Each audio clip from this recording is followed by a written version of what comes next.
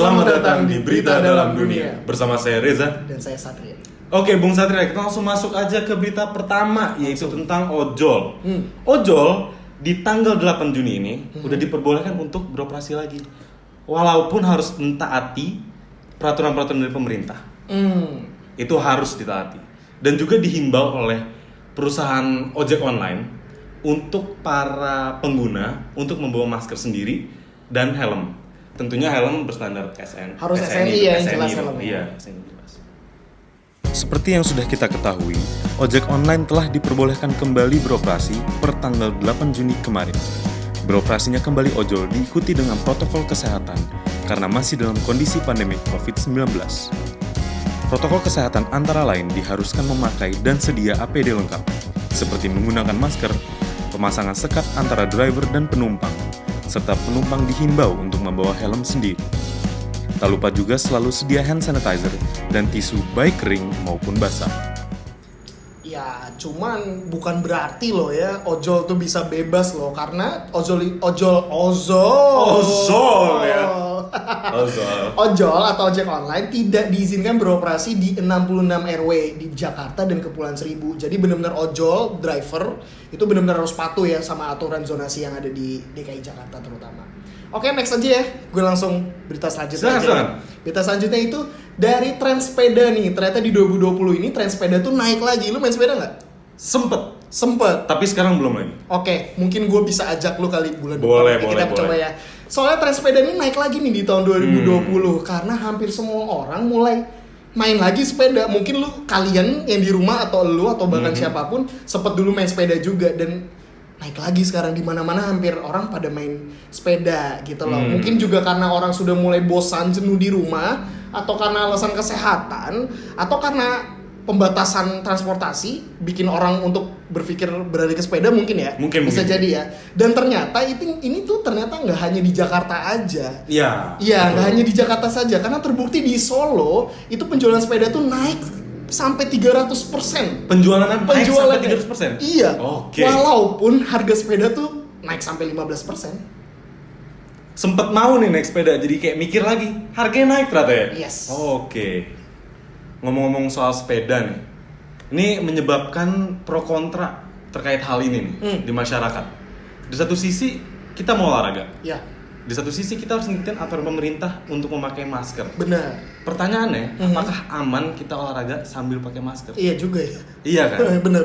Olahraga dengan intensitas tinggi itu membuat frekuensi nafas kita berada 40 kali lebih banyak. Iya. Karena kan denyut nadi ya. Denyut nadi, benar. Iya benar. Apalagi kalau kita olahraga pakai masker dengan intensitas tinggi, itu bisa menyebabkan hipoksia. Oke, hipoksia. Di mana kadar oksigen kita di bawah batas normal. Begitu.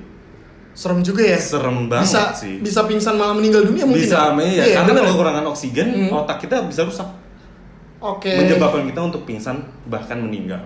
Tambah serem ya. Oke. Tambah serem. Apalagi kalau kita dalam keadaan hipoksia lebih dari 5 menit, itu bisa kena namanya pneumotoraks. Apa tuh? Pneumotoraks itu adalah kolaps paru. Kolaps paru. Makin serem kan? Makin serem.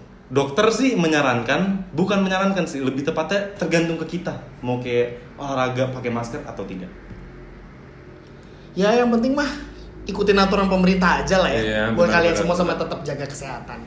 Oke, next gue ke berita selanjutnya ya. Ini tentang bioskop, hiburan, entertainment. Buat kalian yang kangen banget sama bioskop, ini tuh udah ada bentuk baru dalam penayangan bioskop nih, yang hadir di Indonesia, tepatnya di Cikarang. Di Cikarang? Yes, itu ada sistem drive-in cinema. Jadi kalian tinggal naik mobil, kalian masuk, kalian nonton di dalam mobil. Nanti tuh untuk audio filmnya itu tuh didengar lewat frekuensi radio. Oh, gimana rasanya? Frekuensinya nanti dikasih tahu sama petugasnya. Okay. Dan itu tuh cukup disambut antusias ya, benar-benar itu tuh benar-benar penuh, karena ya lo tahu sendiri kan lagi kayak gini orang hiburannya udah pada tutup. Cuman nih itu bahagianya, tapi ternyata tuh nuai polemik pak.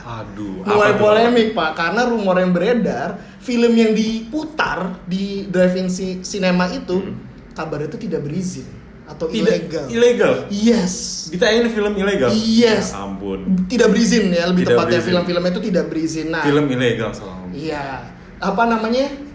itu juga bikin protes ya, bikin protes orang-orang, terutama orang-orang yang bekerja di bidang industri film ini ya. Karena pertama dia juga tidak berizin, antusiasnya tinggi, harusnya kan ya permisi dulu lah, ada izin-izinnya ya kan, kayak gitu. Wah sayang ya, padahal asik tuh. Iya bener ya, cuma gimana ya, walaupun pihak penyelenggara sudah minta maaf nih terkait mereka menyiarkan film tanpa izin, tapi tetap saja mereka diduga melanggar Undang-Undang Nomor 28 Tahun 2014 dan terancam 3 tahun penjara dan juga denda hingga 500 juta.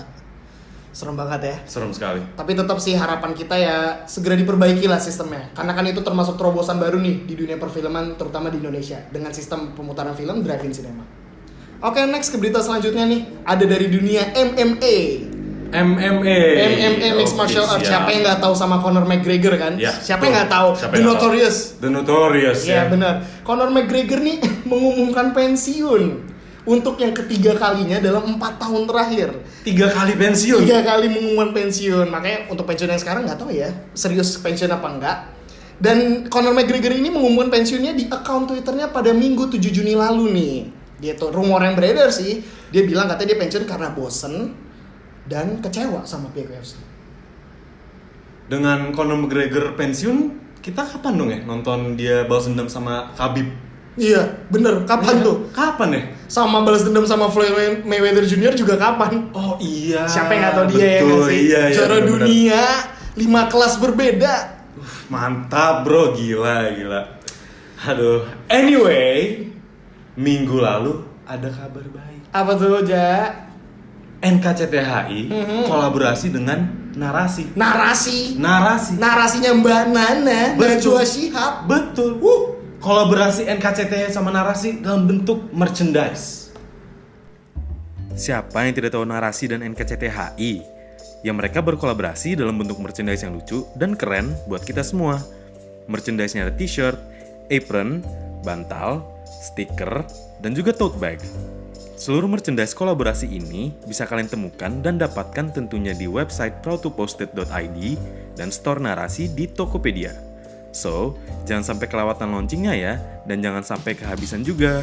Oke, cukup sekian untuk berita hari ini. Jangan lupa tinggalkan komen di akun Instagram kita tentang kolaborasi NKCTHI dan Narasi. Dan jangan lupa juga untuk please klik like dan subscribe di channel YouTube kita. Saya Satria. Dan saya Reza, undur diri. Sampai jumpa minggu depan. Dah.